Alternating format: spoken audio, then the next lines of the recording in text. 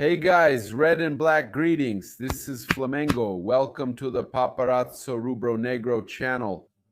If you're just arriving, I invite you to follow, like, and share on all platforms. If you're on YouTube, I invite you to subscribe down below, turn on notifications by clicking the bell, and leave a cool like on the video. We're here thanks to YouTube Shopping, where you can get your Mango jersey, man, personalized. Nobody owes us anything. There's the Faruza shirt. There's this Brazilian jersey, which is the Black Diamonds, man. I'll highlight it here. There you go. You can get yours and help Flamengo. All these official products, these jerseys you get here on YouTube Shopping, you're getting an official jersey and you're helping Flamengo. All the products you get on YouTube Shopping right here through our link. If you're on another platform, go to YouTube and check it out. If you're already on YouTube, click here and get any product.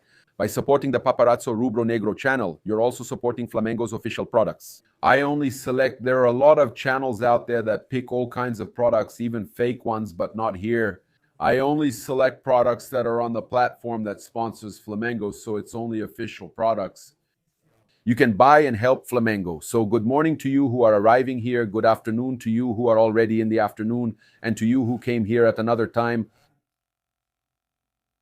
That little coffee with Paparazzo. We're also going to talk about the transfer market here. The situation with Marcos Leonardo. Man, I'm going to start here by talking about this situation with Marcos Leonardo. What's going on there, Paparazzo? He can terminate his contract with Al-Hilal. What's going to happen? Is that it? That's the last resort. He can terminate it, yes. Still, he would insist on a signing bonus and request a large sum to join the club. That doesn't mean he's coming cheap, coming for free. But anyway, that's the last possibility. Al-Hilal prefers to loan the player because, look, that's what happened with Renan Lodge. Renan Lodge unilaterally terminated his contract with Al-Hilal in September 2025. Claiming just cause for not being registered in the Saudi League. The fullback claimed he was prevented from working and signed with Atlético Mineiro for 2026, while the Arab club is contesting the action with Federación Internacional de Football Association, OK. The reason for the termination? Lodge was removed from Al-Hilal's squad list for the 2025 to 2026 Saudi League due to the foreign player limit. It's something similar to what's happening with Marcos Leonardo.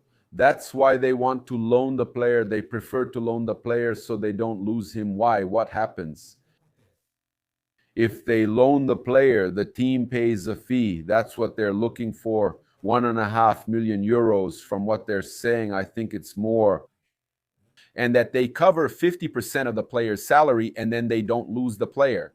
Because if they don't register the player, he can do what Renan Lodge did and then they'll have to go to Federación Internacional de Football Association and all that. The player, Renan Lodge, just so you have an idea, he based it on the impossibility of practicing his profession, requesting termination in court, arguing that his salary was up to date, but he couldn't play in the main competition. Al-Hilal is legally challenging the termination and pursuing action with Federación Internacional de Football Association. They claim that the contract was valid until 2027 or 2028, which creates a risk of a fine or suspension for the player. After leaving, Lodge reached an agreement with Atlético Mineiro for the 2026 season. So, the club from Minas Gerais is monitoring the legal security of the signing. The athlete played his last match on July 4, 2025 in the Club World Cup before returning to Brazil. So, is this situation what could really make Al-Hilal want to loan out Marcos Leonardo? We already know that on Flamengo's side, the player has to want to come back. The striker, obviously Flamengo wants another option, even though Flamengo has a different profile. Flamengo was aiming for other profiles, actually a different profile of striker, but Marcos Leonardo, if he comes, even so. A source connected to Flamengo's board already spoke to Pulgar, saying he would be welcome. There's no such thing as Felipe not wanting the signing of Marcos Leonardo, so yes, Marcos Leonardo would be welcome. But for that to happen, the player has to want to play for Flamengo.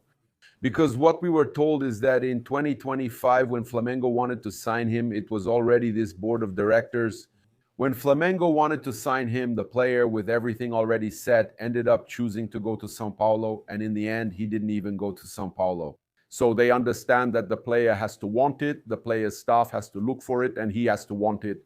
But yes, there is this situation, okay? So Is there a possibility of him causing some problem there with Al-Hilal? And Al-Hilal wanted to loan him out so they wouldn't lose the player for free and could profit with a purchase option with a future sale. Is there any situation related to the negotiation of Marcos Leonardo?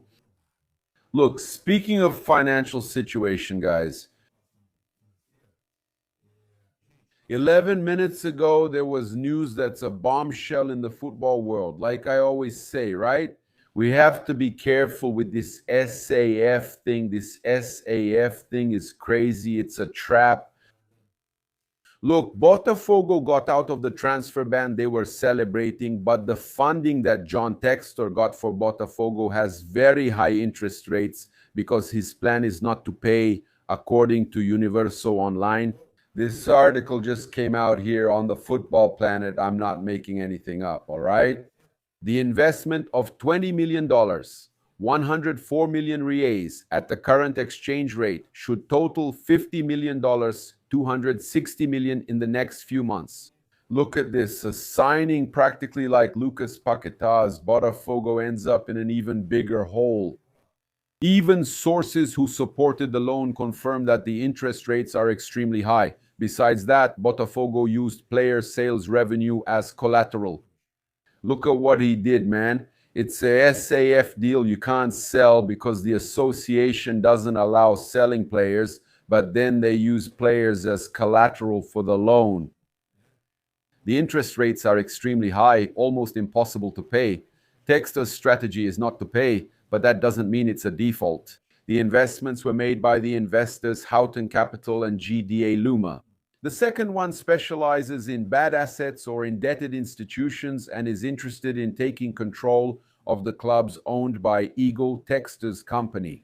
Just look at all this confusion and craziness and the mess Botafogo is in. In practice, instead of paying back the money together, Juros, Textor, and Botafogo can pay the debt with SAF shares. Look at this, Botafogo. By selling even more of its SAF, the investors would become shareholders or even owners of the SAF, my God. The investors behind the funding want to be shareholders and controllers of Eagle, bringing Lion back. With the deal moving forward, they could negotiate the exit of Aries and Iconic, Eagle shareholders who are fighting with Textor for control of the company and are demanding about $550 million or 2.8 billion reais from the American. This loan gives Textor some extra protection. That's because if someone removes him from SAF and Botafogo, they will inherit this debt, which is likely to grow a lot because of the high interest rates. He took on high interest rates so that nobody would want to take on this situation. Look at that. With this move, Textor ends up becoming an almost non-negotiable part of the solution to the case.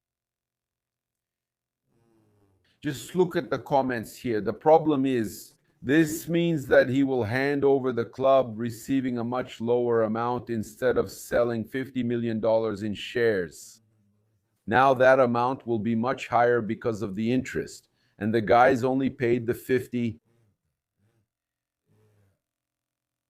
People are joking that this guy's worse than Seu Madruga, huh? When it comes to paying rent to Seu Barriga. Damn, that's crazy, man.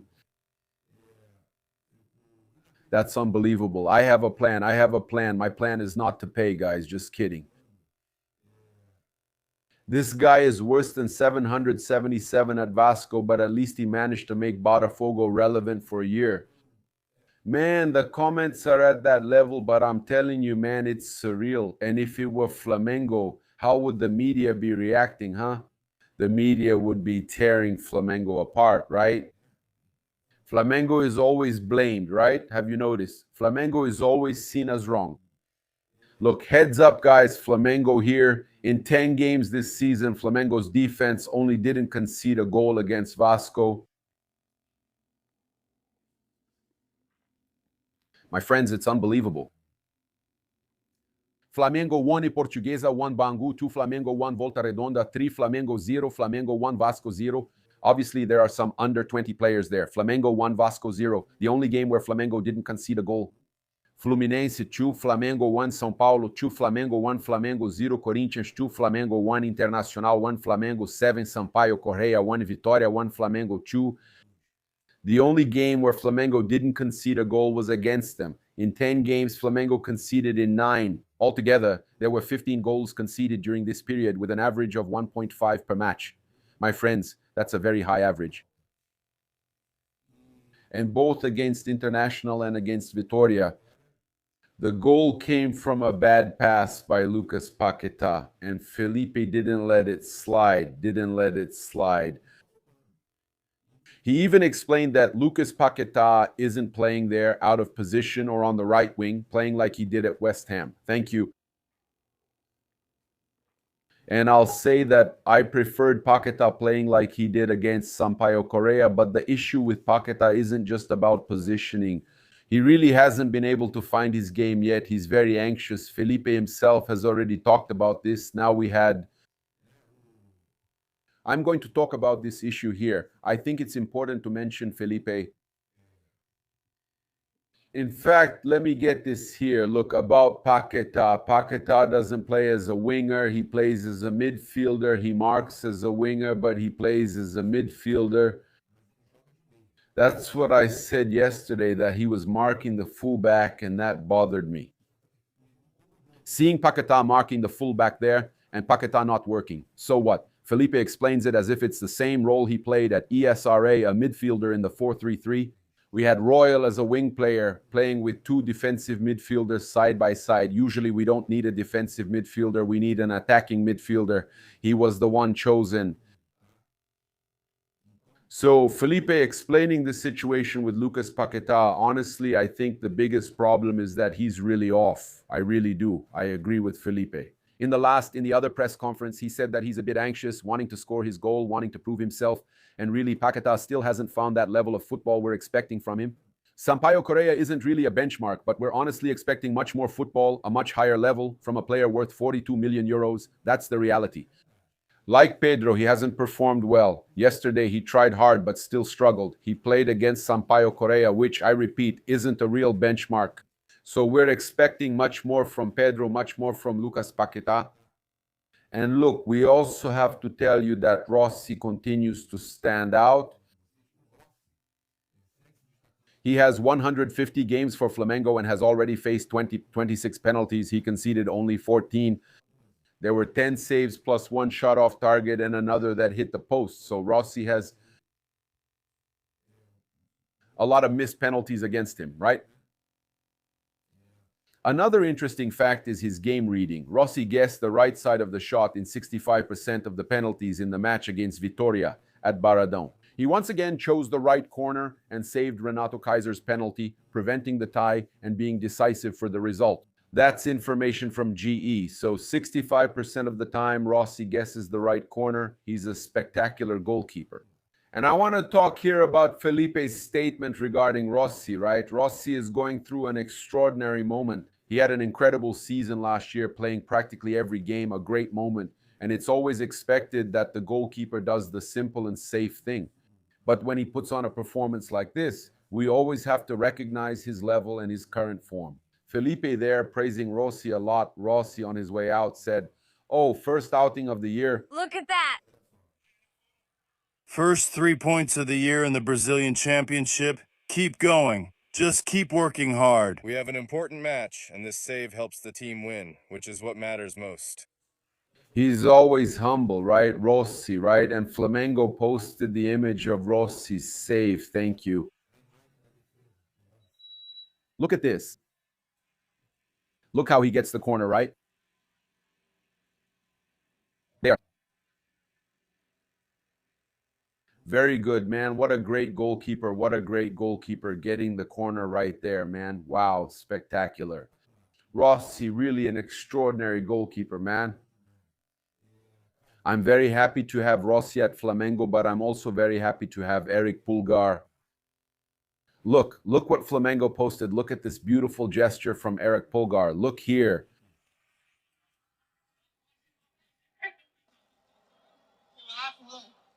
What a great goal, huh?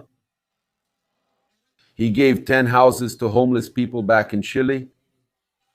He gave his jersey to the Sampaio Correa player who couldn't swap, and look at that. Look at that. He took off his jersey. Image from Flamengo television. Pulgar. Look, he picked the kid over there, handed it over, saw that the jersey went to the kid and got all happy. Look at that. That's Pulgar, right? Solid on the field, another fantastic heart. Look, now I'm going to redirect you to our next video. I split the video in two so it wouldn't be too long, so we premiere one video and then you're redirected to the next one. So there are two videos of about 15 or 16 minutes each, so you don't have to watch a really long video. In a little while, if you want, you can also save it to watch later, but right now you'll be redirected to the next video so you can keep following here on the Paparazzo Rubro-Negro channel.